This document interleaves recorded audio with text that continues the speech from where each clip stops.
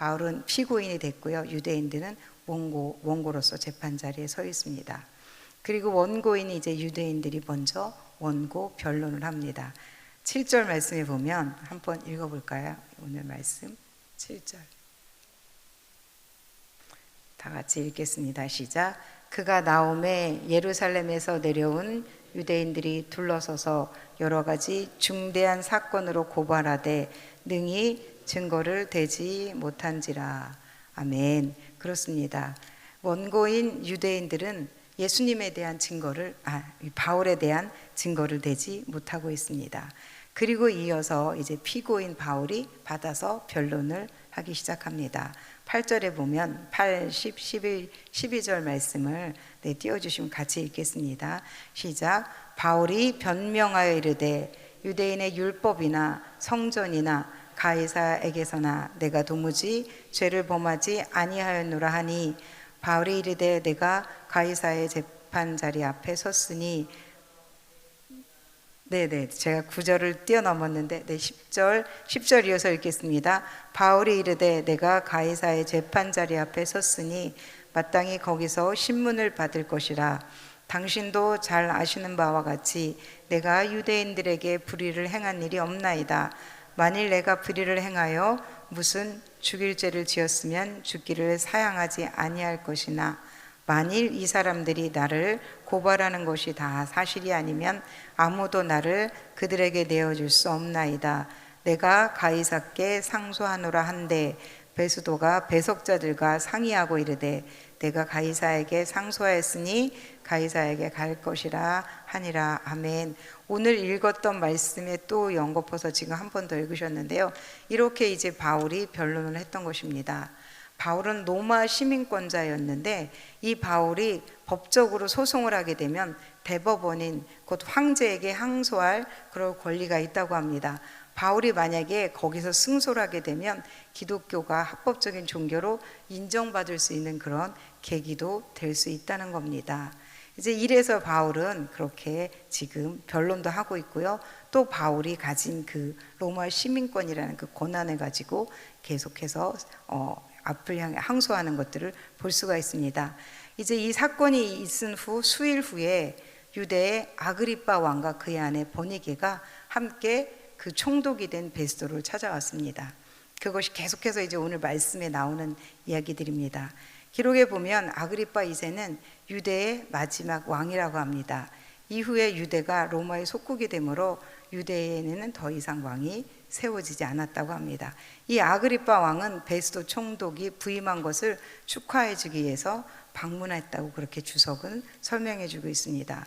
베스도는 왕 앞에 자신이 전임자였던 벨릭스가 가두어뒀던 바울에 대해서 말하고 있습니다. 유대인들과 대제사장들이 그를 고소하여 피고가 원고들 앞에서 고소 사건에 대해서 변명할 기회가 있기 전에 내주는 것은 로마 사람의 법이 아니라서 재판을 하였다 그러면서 설명을 하는 겁니다. 그 왕에게 원고가 악행의 혐의를 제시하지 못하고 있다며 자세히 그렇게 설명을 해주고 있습니다. 그 방문한 왕들에게. 그리고 그 사람에게는 죄는 없다. 오직 종교적인 문제, 예수라고 하는 이가 죽었는데 살아있다고 주장하는 것, 그것이 고발의 이유였다라고 그렇게 설명을 해줍니다. 그 얘기를 쭉 듣고 있던 이 아그리빠 왕이 바울이 말을 듣고 싶어 합니다. 그래서 그 다음날 이제 바울을 접견 장소에서 만나게 됩니다. 말씀에 보면 큰 위험을 가지고 찾아왔다고 그렇게 적고 있습니다. 먼저 베스도가 황제께 가기 전에 신문할 자료가 있을까 하여 그 바울을 세웠다고 그렇게 설명을 하고 나서 바울이 왕과 모든 사람들 앞에서 다시 변론을 하기 시작합니다. 26장입니다. 이제 변론하는 그 과정들이 쭉 나오는데, 왕이여, 오늘 당신 앞에서 변명하게 된 일이 다행입니다 라는 말문을 열어가면서 바울이 말을 합니다. 당신은 유대인으로서 유대인의 풍속을 다 알지 않습니까? 그러니 너그러이 들으세요 하면서 나는 예루살렘 출신입니다. 어려서 바리새인의 엄격한 교육을 받았습니다. 그리고 열심으로 나사렛 이단을 대적하는 사람이었다는 것을 알 것입니다. 그 열심으로 예루살렘에서 고난을 받아가지고 다메섹을 향해서 저는 가고 있었습니다. 그리고는 자신이 예수님을 만났던 그 현장을 생생하게 다시금 또다시 증언을 합니다.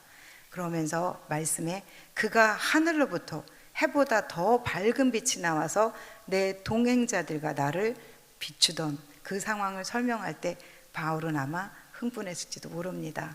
바울이 자신의 변론의 기회를 간증의 기회로 삼았던 것 같습니다. 그리고는 말합니다. 아그리빠 왕이요 하면서 자기는 옳은 것을 전할 뿐이었음이었다는 것을 강조합니다. 19절부터 20절 말씀을 한번 살펴보도록 하겠습니다. 같이 읽겠습니다. 시작. 아그리빠 왕이여, 그러므로 하늘에서 보이신 것을 내가 거스리지 아니하고 먼저 다메섹과 예루살렘에 있는 사람과 유대 온 땅과 이방인들에게까지 회개하고 하나님께로 돌아와서 회개에 합당한 일을 하라 전함으로. 네, 아그리빠 왕이요 라고 하면서 이제 예루살렘에 있는 사람과 유대 온 땅과 이방인들에게까지 회개를 하고 하나님께로 돌아와서 회개에 합당한 회개에 합당한 일을 하라, 그렇게 전했다는 것입니다. 그러면서 그 메시지를 담아서 아그리빠 왕에게 지금 강조하면서 설명을 하고 있는 것이 바울의 모습입니다. 26장에 나와 있는. 그러면서 하늘에서 보이신 것을 내가 거스르지 아니하겠습니다. 저는 전했을 뿐입니다. 다메섹과 예루살렘에 있는 사람. 근데 이제 제가 아까 말했던 것 그런 식으로 이제 말을 하고, 그러니까 유대인들이 나를 잡아 죽이고자 했다는 것입니다. 그렇게 증언을 마칩니다. 그 바울의 말에 베스도는 뭐라고 말해요? 미쳤다고 합니다. 너의 학문이 너를 미치게 하였도다라고 소리를 지르게 되고요. 아그리빠 왕은 바울에게 적은 말로 나를 권하여 그리스도인이 되게 하려는도다 라고 그렇게 말을 합니다. 그리고 그들은 모여서 다시 바울의 죄에 대해서 이제 말하기 시작하는데 뭐라고 말하냐면 그가 상소하지 않았다면 지금 풀어줄 수 있었겠다고. 이것이 이제 26장까지의 내용입니다. 이 내용을 가지고 오늘 말씀 가운데 하나님은 그럼 어떤 분이신지를 살펴보도록 하겠습니다. 제가 묵상 가운데 찾았던 말씀은 약속의 말씀을 주시는 하나님이십니다. 그리고 그 말씀 때문에 담대히 자신이 해야 할 일을 감당케 하시는 하나님이십니다 라고 그렇게 저는 찾았습니다. 바울은 붙잡혀 있습니다. 그러나 그에게는 약속의 말씀이 있었습니다. 어느 누구 앞에 서건 간에 그는 두려워하지 않았습니다. 사도행전 23장 11절 말씀을 다 같이 한번 읽어보도록 하겠습니다. 시작. 담대하라. 시작. 그날 밤에 주께서 바울 곁에 서서 이르시되 담대하라.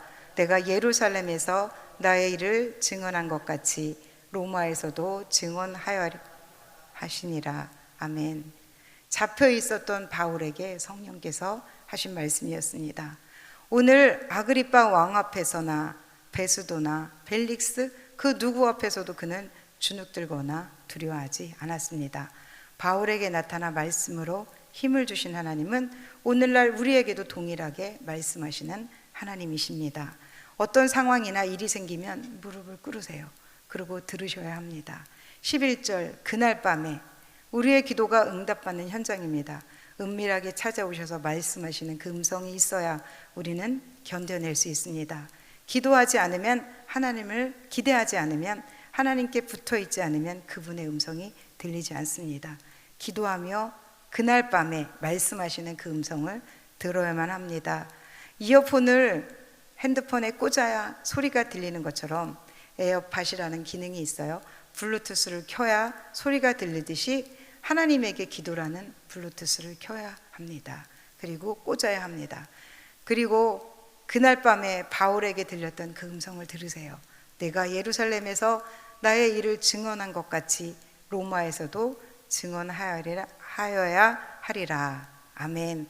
오늘 말씀 가운데 우리에게 주시는 교훈을 찾아보았습니다. 사람들이 보기에는 실패한 것처럼 보입니다.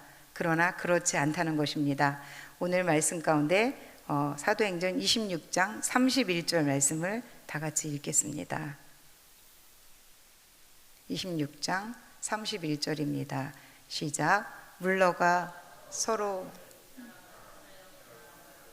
결박을 당할 만한 행위가 없더라. 아멘. 네, 제가 좀 전에 말씀드렸던 것처럼 그들이 회의할 때 이 사람은 그냥 풀어줘도 될 뻔했다라는 그런 얘기를 했죠. 바울이 여기서 풀려날 수가 있었습니다. 인간적으로 생각하면 잡혀있는 사람이 좋을까요? 풀려나는 것이 좋을까요? 풀려나는 것이 좋을 것이다 라고 그렇게 생각하고, 그가 호송돼서 멀리 로마까지 가는 것은 좋아 보이지 않습니다. 오히려 망한 것처럼 보일 수 있습니다. 그러나 바울의 사역을 위해서는, 그리고 하나님의 계획 속에서는 그가 로마로 가는 것이 맞았습니다.